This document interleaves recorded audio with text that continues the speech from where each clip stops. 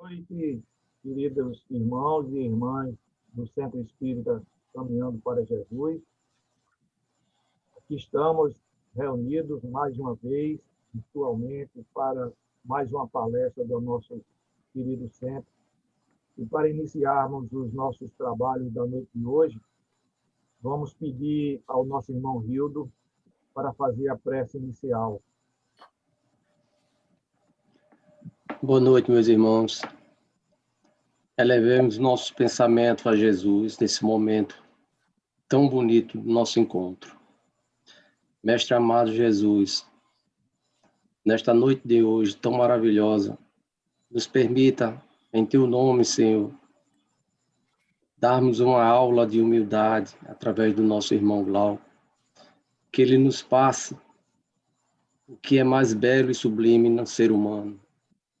Mestre Jesus, sabemos que é tudo no momento de Deus, mas mesmo assim, também pedimos, Senhor, pedimos que olhe por nossos irmãos mais sofridos, nossos irmãos que se encontram nesse momento nas calçadas, embaixo de alambrados, com febre, frio, fome. Dê, Senhor, a condição para que eles possam se redimir. E assim, Senhor, em Teu nome, pedimos permissão para darmos como iniciado os nossos trabalhos na noite de hoje, passando a palavra para o nosso irmão Douglas. Assim, com essa prece, pedimos permissão a Jesus, nosso querido mestre, nosso querido irmão, para iniciarmos a nossa palestra. Hoje nós teremos o nosso irmão Glauco Guedes, trabalhador da União Espírita Jesus no Lar, lá de Olinda, em Ouro Preto. E Glauco vai fazer hoje a nossa 94ª palestra virtual com o tema O Orgulho e a Humildade. Seja bem-vindo à nossa casa, Glauco, e uma boa palestra. Muito obrigado. Boa noite a todas e todos que estão presentes de forma virtual a mais um estudo, mais uma palestra online desse centro maravilhoso que é o Caminhando para Jesus. E para mim é uma alegria, satisfação, já nesse início de ano, estarmos aqui refletindo sobre um assunto tão atual, tão presente em nossas vidas.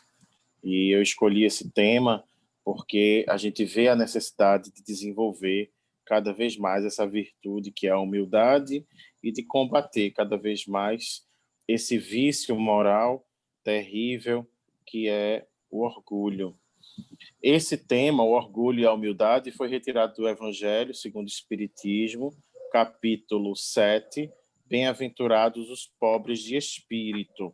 Então, muitos capítulos do Evangelho segundo o Espiritismo são passagens do Sermão da Montanha e principalmente as bem-aventuranças. Então, esse capítulo 7 nos lembra, logo no seu primeiro item, um versículo que está no Evangelho de Mateus, capítulo 5, versículo 3. Bem-aventurados os pobres de espírito, pois que deles é o reino dos céus.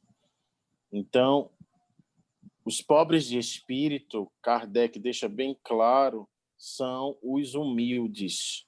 Então, os humildes são bem-aventurados. O que é ser bem-aventurado? Né? Alguém que conseguiu conquistar uma aventura. O que é uma aventura? Uma felicidade. Então, a pessoa que tem ventura, ela é feliz. Então, bem-aventurado, ele é uma pessoa feliz. Então, é o que nós buscamos, é o que nós queremos, é o que nós desejamos, é a felicidade. Todos nós vivemos nessa vida aqui na Terra em busca da felicidade. E a reflexão que Jesus nos traz é que para conquistarmos isso precisamos de várias virtudes e uma delas é a humildade. Então, nós vemos que muitos homens se acham melhores do que os outros. Então, vem um sentimento de superioridade e isso está relacionado com orgulho. E Jesus sempre combateu esse sentimento de que algumas pessoas buscam se sobressair às outras. Nesse mundo competitivo que a gente vive, isso é muito mais forte, muito mais visível. Desde criança, né, a criança compete com outra criança, na escola, principalmente, é um ambiente muito competitivo, né, no trabalho, cada vez mais buscando cumprir metas. E aí Jesus traz uma reflexão que está aqui nesse capítulo: aquele que se eleva será rebaixado. Então, veja que isso aconteceu dentro do meio evangélico. Logo lá, os primeiros discípulos, os apóstolos de Jesus, houve competição entre eles. E Jesus combateu isso quando eles se questionavam quem é o maior no reino dos céus. Então, veja que, nesse momento, né, esses apóstolos, discípulos, se comportavam de uma maneira bem infantil, bem primitiva. E aí Jesus, como mestre, vai ensinar a esses espíritos que naquele momento estavam como crianças, né, espiritualmente falando, apesar de já serem adultos. E aí Jesus toma como base um menino. Jesus chama-se um menino, coloca no meio deles e respondeu: digo-vos em verdade que, se não vos converterdes e tornardes quais crianças, não entrareis no reino dos céus. E aí ele diz aquela frase que ficou muito conhecida: aquele, portanto, que se humilhar e se tornar pequeno como esta criança, será o maior no reino dos céus. E aquele que recebe em meu nome a uma criança, tal como acabo de dizer, é a mim mesmo que recebe. Então, olha aí a importância desse símbolo maior que é a criança, a infância. Então, existe um propósito para que a gente passe por essa fase durante tantos anos na infância. Você vê outros animais, eles se desenvolvem muito mais rápido, né? O período infantil é muito curto. Um cachorro mesmo, por exemplo, ele é filhote por no máximo 1 ano de idade, né? Você vê em poucos meses ele já está bem independente, não precisa mais mamar, não precisa mais do pai ou da mãe, é bem desenvolvido. Só para dar um exemplo de um animal mais próximo da gente, que é um animal doméstico, mas a gente vê isso, né, em vários outros animais. Já o homem, mesmo sendo tão desenvolvido racionalmente, em tantos sentidos, a gente se acha tão superior, né, aos outros animais, que às vezes a gente até esquece que nós também somos animais. A diferença é que nós somos animais racionais, nós temos alguns sentimentos mais desenvolvidos, nós temos, claro, muitos aspectos que nos sentimos superiores aos animais, mas a gente esquece que em outros a gente é inferior. Alguns sons mesmo a gente não escuta. Algumas cores a gente não consegue ver, né? Então existe aí sons, cores, então visão da gente é muito fraca, né? O ouvido da gente é muito fraco. Então, em vários sentidos, nós temos, né, muito a se aperfeiçoar. Nós somos inferiores em alguns aspectos a alguns animais, na velocidade, por exemplo. Então, a gente vê, né, que se a gente fosse comparar aos outros animais, existem, claro, coisas positivas e coisas negativas entre um e outro. Então, Jesus coloca como símbolo para a gente buscar essa inocência, essa pureza na criança. Não é à toa que a música que faz tanto sucesso há muitos anos no Brasil, o que é, né? O grande Gonzaguinha colocou: eu fico com a pureza da resposta das crianças. É a vida, é bonita e é bonita. Então, de uma maneira bem simples, né? Ele consegue perceber a beleza da vida através da pureza de uma criança. E é o que a gente precisa resgatar, principalmente nos dias de hoje, em que as pessoas têm o hábito de reclamar, cada vez mais insatisfeitas. Então, não percebem a beleza da vida. Então, a gente precisa entender que a vida é bela, mesmo diante de um vírus, diante de uma crise, diante de depressão, de ansiedade, de transtornos mentais, dificuldades financeiras, desemprego e tantas outras doenças que a humanidade vem passando. A gente precisa perceber a beleza da vida e agradecer, esse sentimento de gratidão que deve ser tanto desenvolvido. E aí Kardec coloca uma outra passagem bíblica que está no Evangelho de Mateus, quando a mãe dos filhos de Zebedeu se aproximou dele com seus 2 filhos e o adorou e queria pedir algo, né? E aí Jesus pergunta: o que queres? E aí ela diz: manda a estes meus 2 filhos tenham assento no teu reino, um à tua direita e outro à esquerda. Ó, ela não queria nada, né? Então ela queria privilégio, nepotismo, né? Ela queria que os filhos tivessem um cargo muito alto no reino dos céus. E aí Jesus lhe responde: não sabes o que pedes.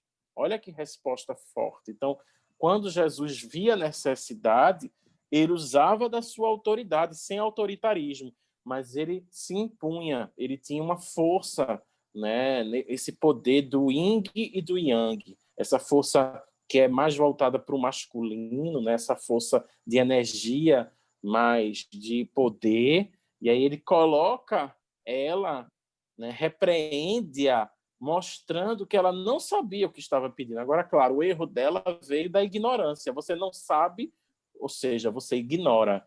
Então, não foi maldade dela, né? Ele repreende, fazendo ela refletir. Preste atenção no que você está pedindo. Então, fica essa mensagem para a gente até hoje, que às vezes a gente pede coisas nas orações que a gente não está preparado e que a gente não tem o merecimento para receber. E aí Jesus é muito claro: não sabes o que pedes. Podeis vós ambos beber o cálice que eu vou beber? O que é esse cálice? São as provas, as dificuldades que Jesus ia passar na passagem que ficou conhecida como a Paixão de Cristo, né? Toda aquela situação que culminou com a crucificação. E aí, mesmo questionando isso, os filhos dessa mãe, né, disseram que sim, podemos. E Jesus replicou: é certo que bebereis do cálice. Então, realmente, eles iam passar por um martírio, eles iam ser mártires. Mas, sempre tem um mas, né? Mas, pelo que respeita a vós, sentardes à minha direita ou à minha esquerda, não me cabe a mim vou-lo conceder. Isso será para aqueles a quem meu Pai o tem preparado. Então, a decisão vem de Deus. Nem Jesus, ele tem um poder para decidir isso. Deus vem preparando esses escolhidos para ficar um do lado direito e outro do lado esquerdo. E aí, ouvindo isso, os 10 outros apóstolos se encheram de indignação contra os 2 irmãos, né? Então, existia aí o quê? A inveja, o ciúme. E aí, Jesus, chamando-os para perto de si, lhes disse: sabeis que os príncipes das nações as dominam e que os grandes as tratam com império. Assim não deve ser entre vós. Ao contrário, aquele que quiser ser o maior, seja vosso servo. E aquele que quiser ser o primeiro entre vós, seja vosso escravo. Do mesmo modo que o Filho do Homem não veio para ser servido, mas para servir e dar a vida pela redenção de muitos. Então, Jesus se coloca como exemplo, porque ele é o modelo e o guia da humanidade. É o médico dos médicos, é o mestre dos mestres. Então, a gente precisa ver como foi que ele conseguiu construir esse reino dos céus aqui na terra, mesmo que de uma maneira temporária, mesmo que ainda está em processo, né? Apesar de ter passado mais de 2000 anos, ainda nós não conseguimos edificar por completo esse reino dos céus, mas ele deu esse passo fundamental, ele trouxe essa pedra angular para construir esse edifício. Em que sentido ele conseguiu fazer tudo isso para que hoje, passados mais de 2000 anos, nós estivéssemos falando sobre Jesus? Então, ele fez o quê? Ele serviu. Então, Jesus, mesmo sendo o Rei dos Reis, o espírito mais nobre, mais poderoso, mais superior que pisou na terra, mas ele mostra sua humildade servindo, como ficou, né, conhecido, né, principalmente na passagem da lavagem dos pés, por exemplo, na última ceia, onde ele faz esse ritual, né, de humildade. E o Pedro chega a dizer que não era digno, né, não ia deixar ele lavar os pés dele. E Jesus repreende Pedro e faz essa ação, essa atitude de serviçal. Era uma atitude que era feita pelos serviçais ou escravos. Então, Jesus ele se coloca como servo. O que é o servo? É o trabalhador. Então, a gente tem que ter alegria se a gente segue nossa vocação, se a gente sente prazer no que a gente faz, se a gente faz as coisas com alegria, com prazer, com responsabilidade, com sabedoria. Então, servir, o verdadeiro líder, ele serve. A gente encontra isso muito bem no livro O Monge e o Executivo. Quem puder, vale a pena ler esse livro. Quem quiser anotar, eu gosto muito de trazer dicas de filmes, de séries, de livros. Então, quem tiver caneta e papel quiser anotar, vale a pena. O Monge e o Executivo é um livro fino, mas que traz um conteúdo muito interessante, principalmente para quem lida com pessoas, né? Quem desempenha algum papel de gerente, né? De líder de alguma comunidade, né? Um personagem é até um sargento, então o pessoal também militar gosta muito desse livro e traz esse conteúdo que você tem que aprender a lidar com pessoas. Não é fácil, porque cada um tem um ponto de vista, cada um tem uma história de vida, e a gente precisa lidar com essa diversidade, né? Tendo a tolerância, o respeito diante das diferenças. Então, a gente precisa saber lidar em grupos. Então, veja que Jesus não cumpriu sua missão sozinho. Ele tinha poder, autoridade, inteligência, sabedoria para fazer isso. Jesus poderia fazer o seu papel sozinho e ia cumprir com mérito, mas ele escolheu, ele optou, ele convidou alguns discípulos e alguns se tornaram apóstolos, os 12 apóstolos, e cada um desempenhou um papel fundamental. E a gente vê aqui que entre eles existia esse conflito, essa inveja, esse ciúme, que vem do orgulho, de buscar ser o maior, de querer ser o melhor. E a gente vê isso ainda hoje em dia. As pessoas querendo se sobressair, buscando sucesso, pagando caro às vezes para obter coisas, né? Buscando cada vez mais ter em vez de buscar ser. Então existe aí um conflito entre o ter e o ser. E a gente precisa buscar construir, unir, criar vínculos e fazer com que a gente cresça espiritualmente, não só materialmente, não só na questão de riqueza financeira, mas principalmente a riqueza e a prosperidade espiritual. É o que a gente precisa valorizar. E aí, esse capítulo ele traz vários ensinamentos e depois ele traz um outro que está no Evangelho de Lucas.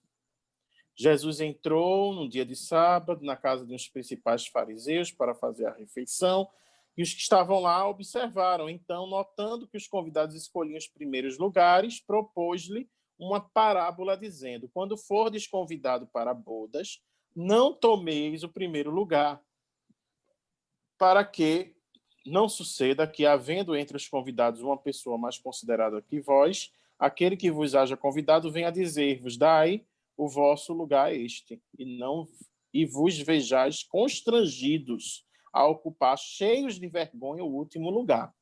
Então, tem gente que, quando chega no ambiente, né, quer se sobressair, quer ser o primeiro, quer ocupar o melhor lugar. E aí, de repente, a pessoa que convidou para aquela festa pode pedir para aquela pessoa sair daquele lugar porque pertence a outra e colocar você no último. Então, vai ser muito constrangedor, né, se isso acontecer. Então, Jesus usa essa parábola para dar uma grande lição. E aí ele dá o conselho: quando fordes convidados, ide colocar-vos no último lugar, a fim de que, quando aquele que vos convidou chegar, vos diga: meu amigo, venha mais para cima. Isso então será para vós um motivo de glória diante de todos os que estiverem convosco à mesa. Porquanto, aí vem a frase: todo aquele que se eleva será rebaixado, e aquele que se abaixa será elevado. Então, é essa a visão cristã do orgulho e da humildade. Aquele que quer se elevar, ele é o orgulhoso, ele é o vaidoso, ele quer chamar atenção diante dos outros, porque ele se acha superior. E aí ele vai desenvolvendo um sentimento terrível, se isso não for controlado, que chega ao ponto de se tornar arrogante, prepotente. Isso é terrível. Enquanto o outro lado, aquele que ocupa o último lugar, ele tem o quê? A humildade. E no tempo certo, esse que foi rebaixado vai ser elevado. E aquele que se sentia superior, de repente se torna inferior, porque o mundo dá voltas. Então, ora quem está em cima vai ficar embaixo, e ora quem está embaixo vai ficar em cima. E isso faz parte do ciclo da vida. E não é só de uma encarnação para outra, não. Isso pode acontecer numa mesma encarnação. A gente vê pessoas ricas, milionárias, que de repente se endividam e perdem muito dinheiro, enquanto outros que nasceram pobres, sofreram dificuldades financeiras e de repente conseguem prosperar e ter uma vida com riqueza. E aí, nesse mesmo capítulo, Bem-aventurados os pobres de espírito, a gente vê uma outra mensagem chamada Mistérios ocultos aos doutos e prudentes, ou doutores, né, e prudentes, ou sábios e prudentes. E aí, no Evangelho de Mateus, disse então Jesus estas palavras: Graças te rendo, meu Pai, Senhor do céu e da terra, por haver desocultado essas coisas aos sábios e aos prudentes, e por as teres revelado aos simples e aos pequenos. Então, a revelação vem em pessoas simples. O que é que Deus revelou aos simples e aos pequenos? Revelou essa sabedoria, que é uma sabedoria diferente da sabedoria acadêmica, científica, né, de universidade. Não, a gente vê aí a importância, né, de se tornar uma pessoa sábia, a importância, né, de se tornar uma pessoa que tem uma fé raciocinada e não só uma fé cega. Então, a importância de desenvolver a humildade. E aí, depois dessa mensagem, no item 11, vem as instruções dos espíritos, e aí tem duas mensagens muito bonitas, uma de Lacordaire e outra do Adolfo, bispo de Argel, falando sobre o orgulho e a humildade. Eu separei algumas passagens para a gente refletir. A primeira passagem é quando ele diz: aos pobres de espírito conferiu Deus a missão de vos esclarecer. Bendito seja ele pela graça que vos concede a de podermos auxiliar o vosso aperfeiçoamento. Então, Jesus manda, né, Deus manda esses enviados através da mediunidade, a gente consegue se comunicar com esses espíritos superiores que trazem uma mensagem muito importante de luz, e eles são espíritos simples, né? São espíritos que são considerados pobres de espírito. E aí, essa primeira mensagem é trazida, como eu falei, pelo espírito de Lacordaire. E aí ele diz: a humildade é virtude muito esquecida entre vós. Bem poucos seguidos são os exemplos que dela se vos tem dado. Então, a gente precisa trazer sempre esse tema da humildade, porque ela é esquecida. Entretanto, sem humildade, podeis ser caridosos para com o próximo? Então, a humildade ela anda de mãos dadas com a caridade. A gente sabe da importância da caridade. Fora da caridade não há salvação. Mas não adianta a gente falar de caridade sem falar de humildade. Uma coisa leva a outra. E aí ele responde que não pode, né, haver uma pessoa caridosa sem ter humildade. Não, pois que este sentimento nivela os homens, dizendo-lhes que todos são irmãos, que devem auxiliar mutuamente e os induz ao bem. Sem a humildade, apenas vos adornais de virtudes que não possuís, como se trouxesses um vestuário para ocultar as deformidades do vosso corpo. Lembrai-vos daquele que vos salvou, lembrai-vos de sua humildade, que tão grande o fez, colocando-o acima de todos os profetas.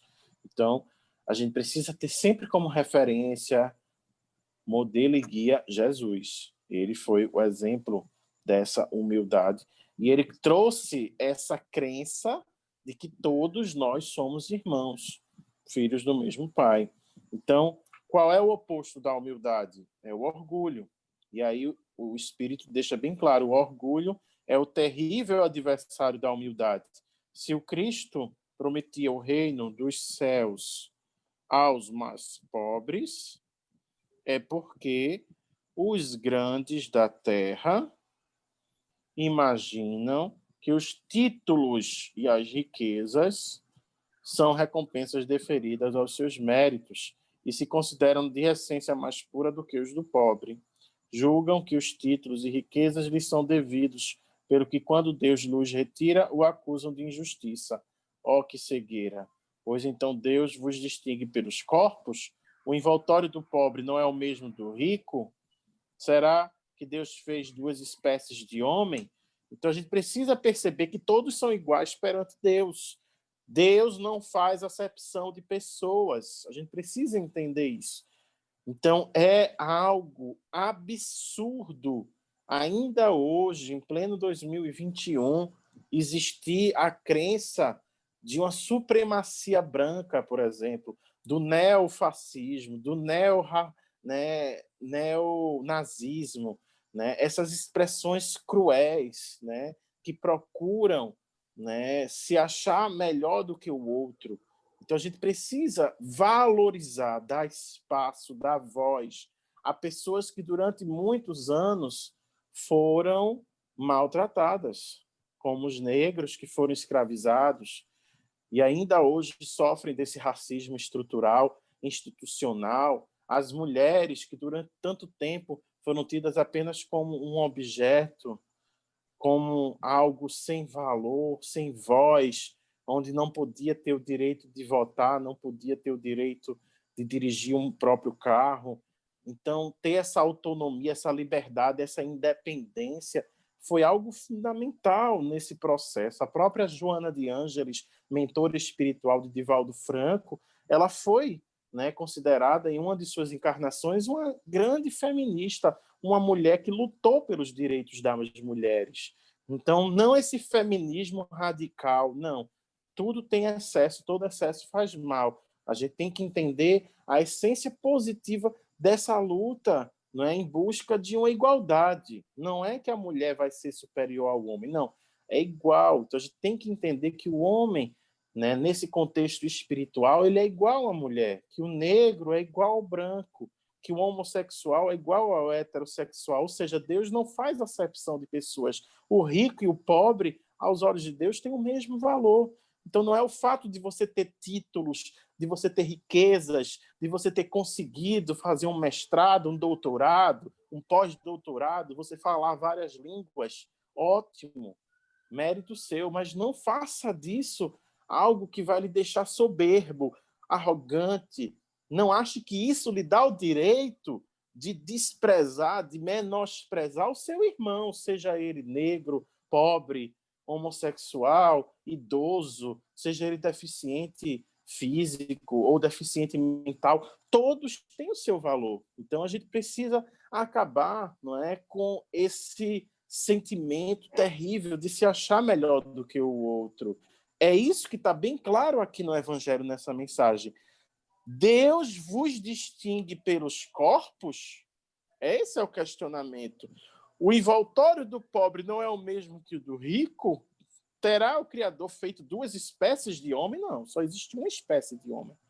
Tudo que Deus faz é grande e sábio. Não lhe atribuais nunca as ideias que os vossos cérebros orgulhosos engendraram. Então, ainda hoje, as pessoas morrendo de fome. No Brasil, a miséria aumentou muito nesse último ano. Durante um tempo, nós conseguimos, depois de muito esforço, tirar o Brasil, por exemplo, né, do mapa da fome, mas já voltou há alguns anos. E a gente vê a necessidade de voltar, por exemplo, no final do ano passado, a campanha do Natal Sem Fome. Mas passa o período do Natal e a fome continua. Então, tem pessoas que só fazem doações, né, uma cesta básica, uma roupa usada, nesse período de dezembro, de Natal, que é um período tão bonito, tão importante, a fraternidade universal, ótimo. Mas e agora, em janeiro? Em fevereiro? E nos outros meses? Então, a campanha tem que continuar. A gente precisa ter esse sentimento de piedade, de compaixão, de empatia diante da dor do próximo. Não precisa ir para muito longe, não. É o próximo, ele está próximo de você e de mim, e não está próximo de nós por acaso. Então, se essa pessoa chega a você pedindo ajuda, por que não ajudar? Sem criticar, sem julgar. Porque às vezes a gente olha para a pessoa e já julga. Ah, mas ele é um drogado. Ah, ele está assim porque ele quer. Será que realmente alguém quer estar morando na rua, por exemplo? Então a gente vê pessoas como o padre Júlio Lancelotti, já idoso, durante esse período de Covid, de pandemia, e ele vai lá se arriscando, claro, com os devidos cuidados, né, de higiene, a máscara e outros recursos que podem ser usados, mas ele não deixou de fazer o bem. Então a gente precisa ver esses exemplos, independente de ser padre, independente de que partido cada um tem, a gente precisa respeitar as diferenças, a gente precisa entender que o que tem que prevalecer é o amor, é a caridade, é a humildade, é esse serviço nobre do trabalho com amor, desinteressado, sem segundas intenções. É um trabalho, não é, de dedicação, de serviço, como disse Jesus, ser servo. Então, aquele que veio para servir. Cada um de nós temos uma missão, temos um propósito de vida, temos algo a desempenhar. E a gente precisa fazer isso com alegria e não como uma obrigação. Eu tenho que fazer. Não, eu vou fazer algo voluntário, não é uma obrigação. Eu vou fazer isso porque eu me sinto bem em fazer isso. E não me sinto melhor ou superior a ninguém porque eu consigo fazer isso. Eu tenho esse talento, eu tenho essa vocação. Que bom que eu consigo desempenhar esse papel. Que bom que eu sou importante. Cada um de nós tem a sua importância, tem o seu valor, tem o seu mérito. A gente vê muitas pessoas sofrendo de depressão, e às vezes se sentem desvalorizadas, se sentem não amadas, esquecidas, abandonadas, sofreram traumas, às vezes, desde a infância. E a gente precisa buscar tratar isso, para entender o valor que cada um tem. Se eu pego uma nota de R$ 100 e eu amasso ela, ela não perde o valor, ela vai continuar sendo uma nota de R$ 100, mesmo amassada. Se eu sujo ela de uma forma que não seja muito forte, mas ela vai continuar tendo o seu valor de R$ 100. Se eu coloco ela no chão e piso ela vai continuar sendo reais. Então a gente não pode achar que perdemos o nosso valor se a gente se sente pisoteado, se a gente se sente sujo, se a gente se sente amassado, destruído, fragilizado. A gente precisa entender que são provas e expiações. Precisamos passar tudo isso com resiliência, que é essa virtude, essa capacidade que a gente tem de se adaptar a mudanças, porque a vida é feita de mudanças. Meu nome é Glauco Guedes. Eu nasci Glauco Guedes, vou morrer Glauco Guedes, mas o Glauco Guedes de hoje não é o Glauco Guedes de 5 anos atrás. E daqui a 5 anos eu vou ser diferente, não só no meu corpo físico. Eu posso ficar mais gordo, eu posso ficar mais magro, eu posso ficar mais careca, eu posso, né, deixar a barba crescer, eu posso deixar o cabelo crescer, né? Aí você vê as mulheres usam cada vez mais recursos de mudar, né? Pinta o cabelo, estica o cabelo, bota um aplique, né? Faz tratamento contra rugas, botox, né? Cremes, e tudo isso faz parte do processo. A gente precisa cuidar, né, do nosso corpo, da nossa aparência, mas principal é cuidar da nossa essência, do nosso interior, entender que essas mudanças elas acontecem, mas isso não vai fazer da gente melhor ou pior do que ninguém. Não é o fato de eu estar mais gordo ou mais magro, não é o fato de eu ser mais negro ou menos negro, não é o fato de eu ter o cabelo mais bem cuidado ou menos bem cuidado que me faz melhor do que os outros, não me dá o direito de eu achar o cabelo do outro feio porque ele é crespo e chamar de cabelo ruim. Então isso é algo absurdo, mas que durante muito tempo foi visto como algo natural. E a gente precisa repensar isso, porque a sociedade mudou. Então não é porque há 50 anos atrás era admissível fazer certos tipos de brincadeira que hoje a gente vai continuar fazendo isso, porque isso causa melindres, isso causa mágoas, feridas, e você vê, às vezes, amizades sendo destruídas, famílias sendo separadas, por conta justamente disso que a gente chama hoje de bullying, que é esse tipo de brincadeira que mexe com o outro. E cabe ao outro impor esse limite, dizer até que ponto você pode ter a permissão de brincar com certas coisas que são minhas. Então, tem pessoas que não vão se sentir ofendidas se alguém chamar de gordo ou de gorda, mas já outros não vão gostar. E tem todo o direito de não gostar. E cabe a você respeitar o limite do outro, não é porque você acha que não tem problema. Quem diz se tem problema ou não é quem está recebendo esse tipo de tratamento. Então a gente precisa ter esse cuidado de se colocar no lugar do outro. O que é que o cristianismo prega? Faça aos outros o que gostaria que fosse feito com você. Então, você gostaria que fizessem assim com você? Essa é a grande reflexão. Será que nós estamos fazendo aos outros o que gostaríamos que fizéssemos conosco? E não fazer aos outros aquilo que não gostaria que fizéssemos conosco. Então, a gente precisa aprender a desenvolver essa inteligência emocional. Daniel Goleman foi o autor do livro. Quem quiser aí, pega caneta, papel e anota mais esse livro. Inteligência Emocional. Daniel Goleman.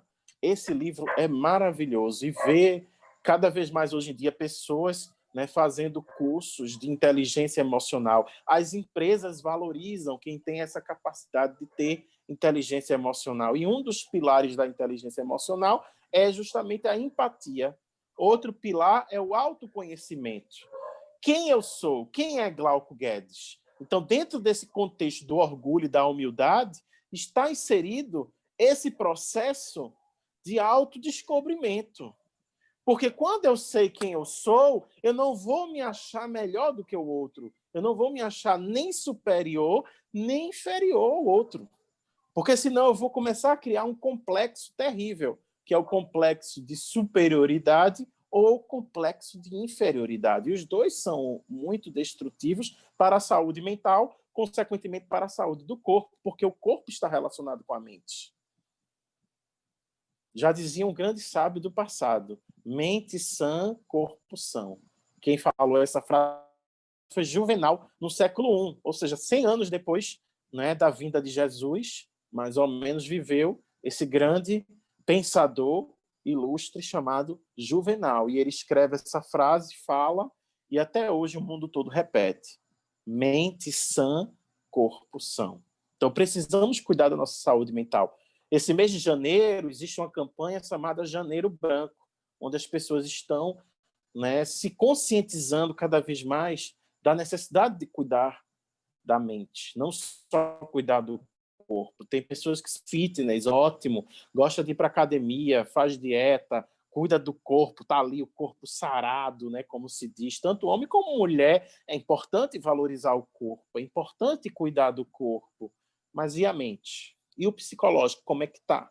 Então não adianta você estar com o corpo perfeito, na visão que é tida como perfeição, que é estabelecida, né, nesse padrão de beleza, mas está com a mente cheia de dificuldades, com depressão, com síndrome do pânico, e vários transtornos, né, que são terríveis.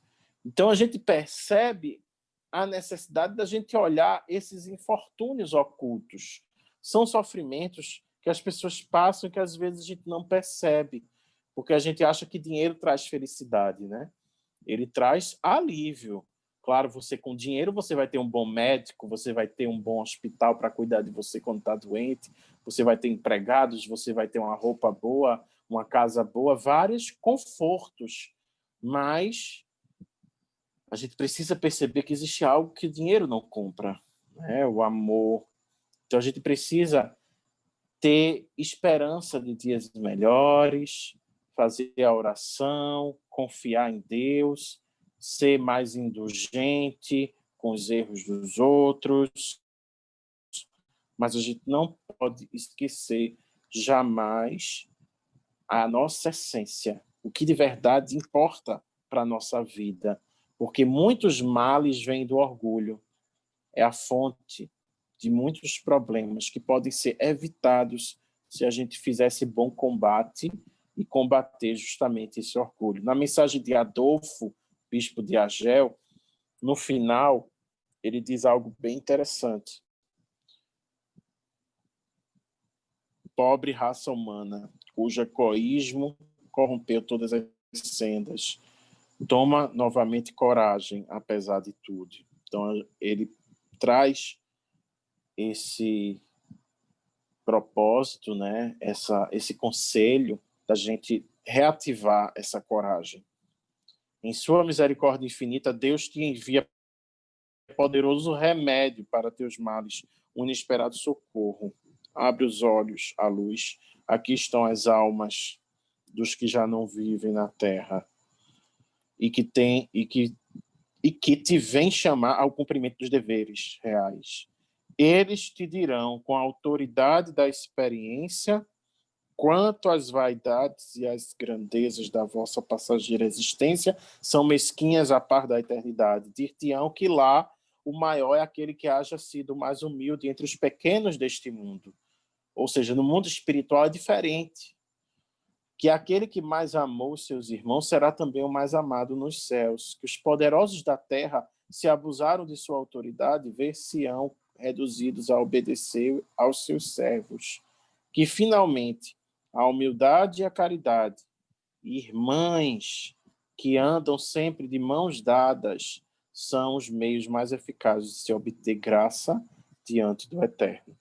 Então, se a gente quer essa graça, esse prêmio, esse troféu, precisamos unir, olha aí, mãos dadas, essas duas irmãs, caridade e a humildade, para que a gente possa ter essa pureza espiritual, essa elevação. Então, gente, essa é a mensagem que está no livro O Evangelho segundo o Espiritismo, no capítulo que fala Bem-aventurados os pobres de espírito. Além do Evangelho, eu trouxe mais 2 livros para trazer uma mensagem para a gente refletir. Um dos livros é esse aqui, Os Prazeres da Alma. Quem quiser anotar, Os Prazeres da Alma foi escrito por Francisco do Espírito Santo Neto e ditado pelo Espírito de Hamed. Tá? Se escreve aqui, ó, com H-A-M-M-E-D. Tá, ok? E aqui, nesse livro, Os Prazeres da Alma, nós encontramos vários prazeres. Primeiro a alegria, depois desapego, sabedoria, paciência, respeito, liberdade, coragem, criatividade, perdão, amor, individualidade, aceitação, e um deles, claro, é a humildade. Então, cada virtude dessa tem 2 ou 3 capítulos para explicar. E aqui, quando ele fala sobre humildade, ele traz um exemplo muito importante, que foi Buda. Buda viveu aproximadamente 500 anos antes de Jesus e foi uma criatura extraordinária, porque ele encontrou a iluminação. Buda significa o iluminado, né? O nome dele, na verdade, é Siddhartha Gautama. E ele fez esse processo de despertar, né, desses potenciais internos, né, depois de muitos anos de meditação, de busca. Então, ele foi um psicólogo nato, né? Ele foi um instrutor, né, um mestre, né, que ajudou não só individualmente algumas pessoas, mas também coletivamente. Então, ele foi um curador de almas. Então, ele trazia, né, soluções, fazendo as pessoas refletirem, encontrarem luz, encontrarem um caminho, né, um remédio, uma solução diante do problema. Então, quando a pessoa tem essa ideia, a gente chama de insight. No consultório, né, onde eu trabalho, que eu sou psicanalista, a gente vê isso nos pacientes. A gente desenvolve esse talento, né, essa habilidade nos pacientes para que eles busquem essa resposta que às vezes está dentro de nós. É aquela história, né? Quem usa óculos, às vezes as pessoas perdem, né, os óculos e às vezes está num lugar bem inesperado. Onde é que eu deixei meu óculos? Quando vê, está em cima, né, da cabeça e você procurando o óculos, ou está pendurado no seu pescoço, ou às vezes está até no próprio rosto. Você está tão acostumado com óculos que você acha que está sem óculos, está procurando o óculos, quando vê, está aqui o óculos, eu estou usando e estou procurando. Então, esse insight está em nós. Eu consigo ver a minha essência, o meu eu maior, não é? Esse ponto luminoso que existe em mim, né? Quando diz que nós fomos feitos à imagem e semelhança de Deus, ou seja, nós temos como se fosse uma parcela de Deus, né? Esse eu que é chamado de eu divino ou eu maior. Existe até um documentário, né, no YouTube, quem quiser assistir vale a pena. Você coloca eu maior, quem quiser anotar para não esquecer, depois da palestra ou outro dia você pode assistir. Coloca assim, eu maior, e você vai ver várias pessoas falando sobre esse eu que existe dentro de nós, que é essa essência maior, mais sublime, e que a gente pode desenvolver através da meditação, através da oração, da yoga, de várias formas, né, artísticas também, de despertar esse potencial que todos nós temos, o que ele chama aqui de potencial interno. Então, Buda ele conseguiu acessar esse poder interior. E aí tem uma frase dele que ele diz assim, está aqui no livro Os Prazeres da Alma, de que servem cabelo e manto impecáveis, ó tolo. Tudo dentro de ti está confuso e, no entanto, penteias a superfície. Então, quantas vezes a gente se preocupa, né, com os nossos cabelos? Meu Deus, será que meu cabelo está assanhado? Será que minha barba está bem feita? Será que, né, essa roupa está adequada? Então, a gente fica, às vezes, preocupado com o que rolou, até música, né, com o que eu vou. E eu uso perdendo energia, perdendo tempo, às vezes, em coisas que são supérfluas. Então, às vezes, você quer, né, fazer uma embalagem muito bonita, né, envolver o presente, né, numa caixa, né, num papel de presente bem bonito, mas e o conteúdo do presente é o que é o mais importante.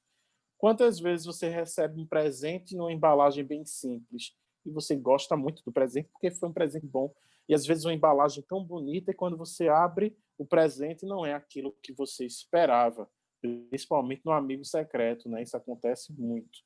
Então, na época de Jesus, existiam os fariseus, que eles se consideravam, né, uma elite religiosa, que buscava seguir à risca, né, as escrituras mosaicas e também a tradição oral. Na época de Buda, existiam os brahmanes, que eram sacerdotes também, né, que se achavam melhores no sistema de castas. Então, tanto um quanto outros foram acusados de hipócritas. Então, Jesus chamava os fariseus de hipócritas. Então, eram reconhecidos por suas ricas e pomposas vestimentas e por não viverem de acordo com o que pregavam. Isso daqui, gente, é que é terrível. O que é a hipocrisia, né? Você falar uma coisa e fazer outra. Ainda tem gente que diz, faça o que eu falo, mas não faça o que eu faço. Então, isso é hipocrisia, porque a gente aprende muito pelo exemplo. Nós temos uma tendência a repetir padrões. Você vê isso, né? Hoje a própria neurociência fala, por exemplo, do neurônio espelho. Então, se eu abro a boca bocejando perto de alguém, a pessoa vê, ela vai ter vontade de bocejar também. Então, existe aí esse espelho, né? O outro é uma projeção de nós mesmos. Então, eu preciso viver aquilo que eu prego, porque não adianta eu dizer não fume e acender um cigarro. Imagine você ir para um médico, pneumologista, e ele vai dizer a você que você está com problema no pulmão, que você precisa parar de fumar, e ele vai lhe trazer informações de que é importante você parar de fumar, e de repente, quando você sai do consultório, você encontra esse médico no corredor fumando. Então, aquela imagem do médico que sabe muito, de repente ela é desconstruída, porque ele sabe tanto, ele fala para as pessoas não fumarem, mas ele não conseguiu fazer isso nele. É como você ir para um nutricionista e ele ser obeso, ou você pagar um personal trainer e ver que ele não faz treino, ele não faz exercício físico. Como é que você vai confiar a sua saúde a um profissional que não cuida da própria saúde? Por isso que é tão importante a gente selecionar um bom profissional. Então, assim, ele pode até estar um pouco acima do peso devido a alguma circunstância, mas que ele busque ter esse cuidado, né? Não em buscar um corpo ideal que não existe, mas em buscar colocar em prática aquilo que ele prega. Então, como nutricionista, ele sabe da importância de uma boa alimentação. Claro que a gente não vai sempre, né, ter esse cuidado exagerado, né, de seguir à risca. Claro que às vezes a gente comete pequenos deslizes que são compreensíveis, mas uma coisa é você compreender isso e cometer esporadicamente, outra coisa é você todo dia querer beber refrigerante, né, comidas gordurosas e tantas outras coisas que a gente tem que evitar para que tenha uma longa vida pela Terra, não só a quantidade de anos vividos, mas principalmente a qualidade de vida. Então, uma diferença entre, por exemplo, psicólogo e psicanalista é que a gente, né, como no meu caso eu sou psicanalista, nós psicanalistas, a gente precisa, é obrigatório a gente fazer a análise pessoal. Ou seja, eu faço terapia em vários pacientes, mas eu também sou paciente de outro psicanalista mais experiente que vai me acompanhar nessa jornada. Então, existe uma supervisão, existe um acompanhamento pessoal meu para eu poder fazer o acompanhamento de outras pessoas. Então, a gente precisa entender isso, que ninguém é melhor do que ninguém. O orgulho faz a gente se achar melhor do que os outros, e isso é terrível.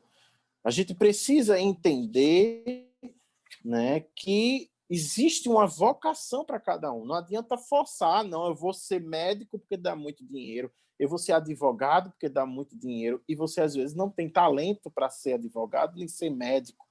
Porque esse talento vem da onde? Vem dessa bagagem de várias experiências que você teve anterior.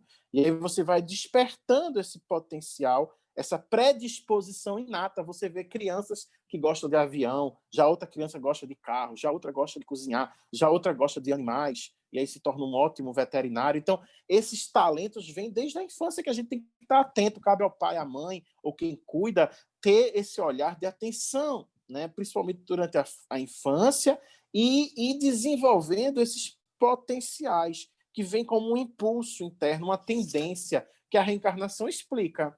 Então, nesse livro, Os Prazeres da Alma, tem um capítulo também falando, né, sobre humildade, falando sobre a vocação. E Hamed diz, vocação é uma marca de nascença que Deus nos faz em segredo, e um dia, sem nos darmos conta, ela se revelará simples e espontânea.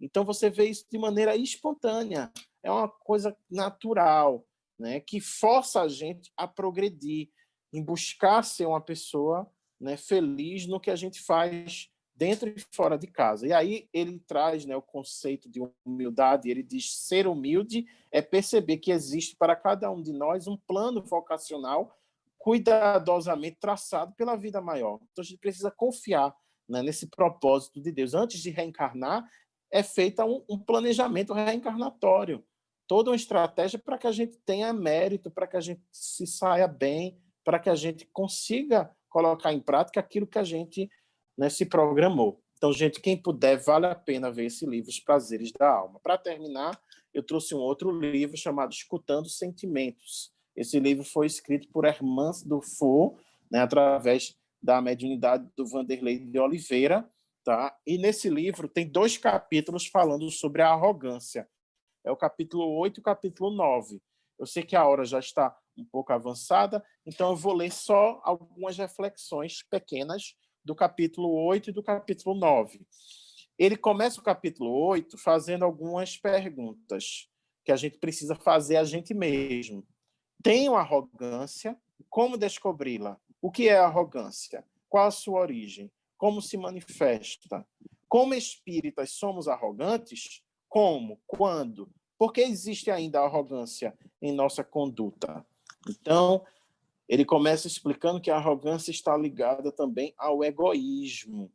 E aí ele diz, o princípio que gera a arrogância foi colocado no homem para o bem.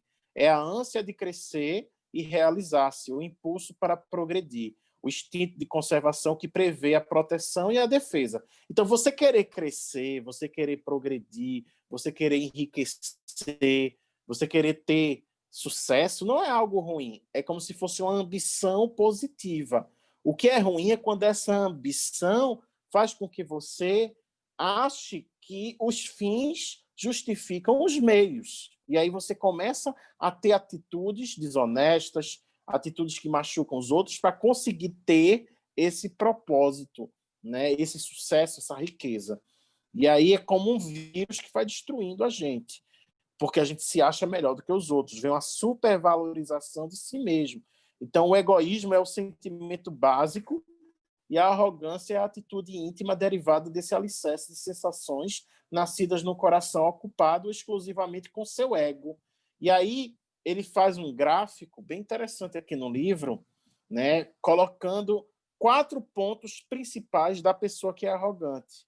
ela tem rigidez, ela tem grande competição, imprudência e prepotência. Então, são 4 ações, né, que estão associadas ao ato de arrogar, ou seja, de se tornar arrogante, né? Então, geralmente, ele se torna uma pessoa rebelde.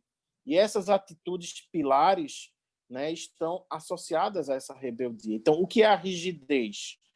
É a raiz das condutas autoritárias e está associada à teimosia. E como tem gente teimosa, né? Então, o teimoso, ele é uma pessoa rígida, é uma pessoa que tem dificuldade de mudar, tem dificuldade de se adaptar à mudança. Então, ela se torna uma pessoa intolerante.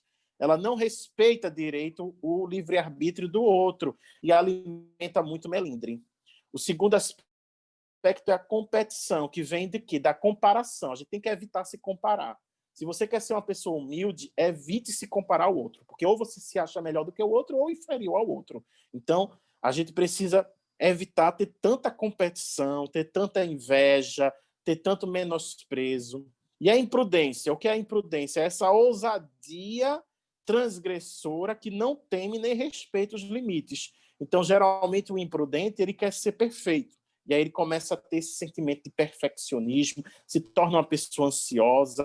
E, por último, a prepotência, né, que vem justamente dessa presunção. A pessoa se torna megalomaníaca, tem a ver com a vaidade, e aí é algo terrível você querer ser infalível. Não, a gente precisa entender que nós somos vulneráveis, nós vamos cometer erros, e esses erros são importantes para o nosso crescimento. Então, a gente não pode ficar preso ao passado.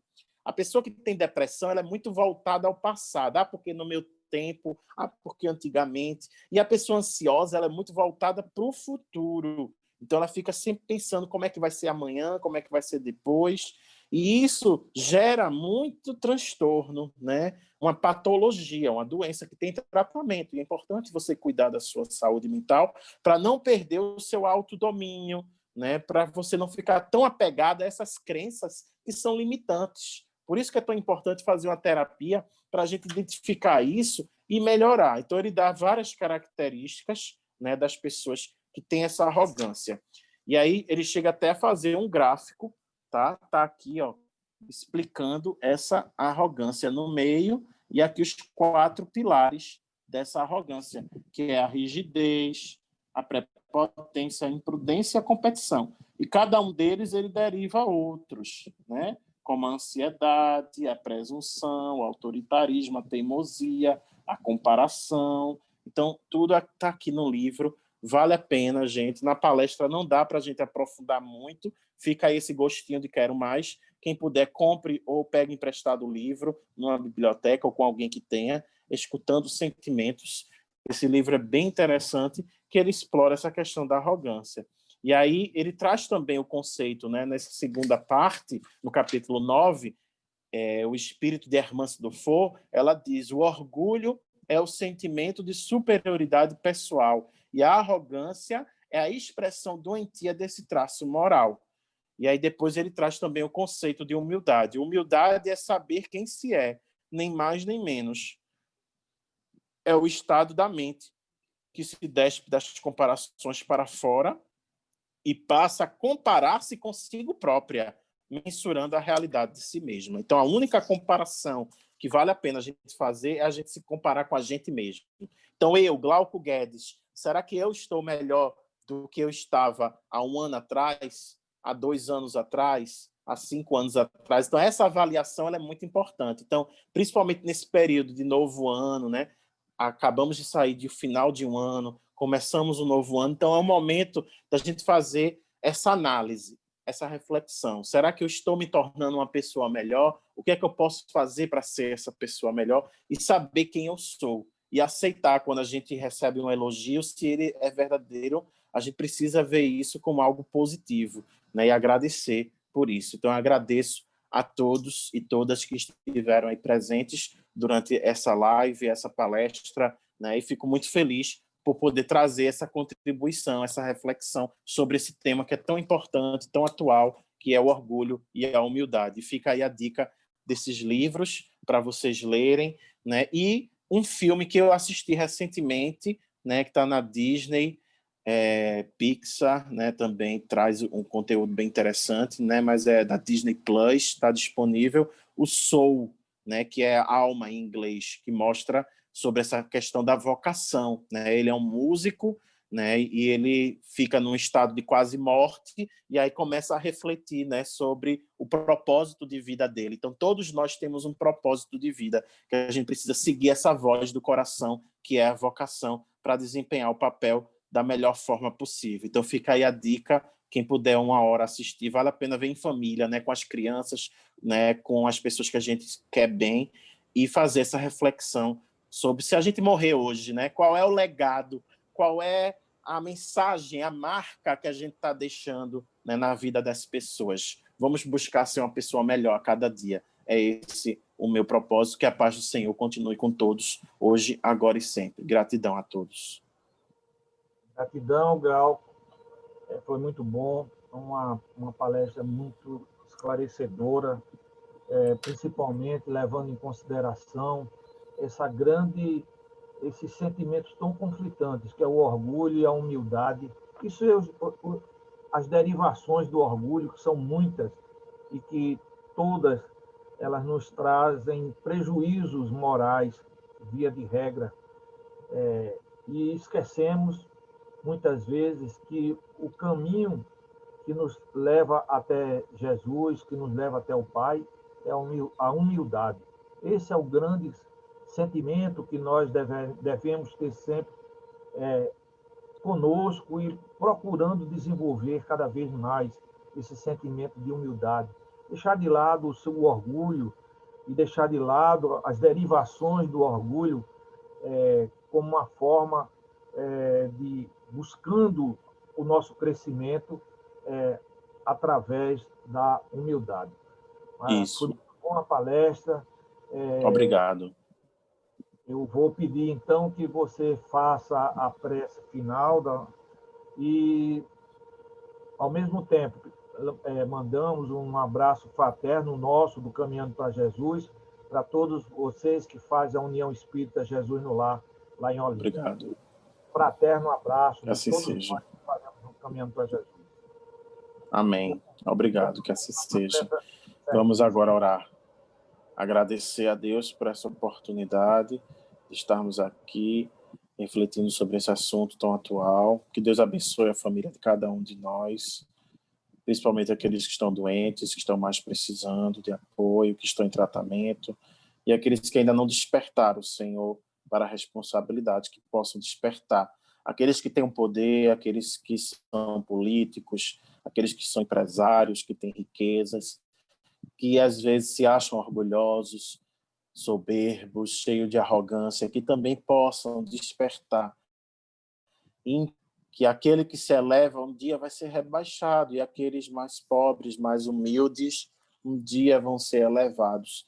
Que possamos compreender esse processo e desenvolver essa virtude tão importante da humildade, porque um dia todos nós vamos fazer essa passagem para a verdadeira vida, que é a vida espiritual, e precisamos entender, compreender, não só acreditar que a vida continua, e precisamos fazer por onde, cada vez mais, despertar as pessoas para isso.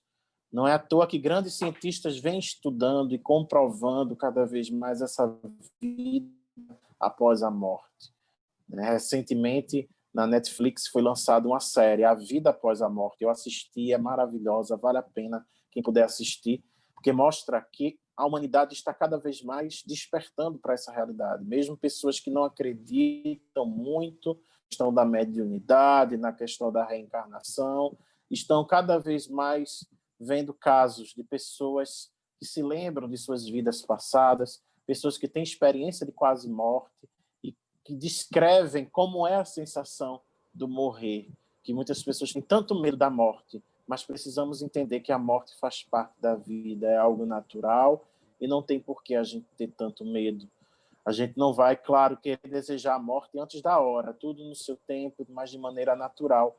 Uma hora nós vamos passar por esse momento, que possamos passar com naturalidade, sem desespero, sem rebeldia, mas com aceitação, com compreensão.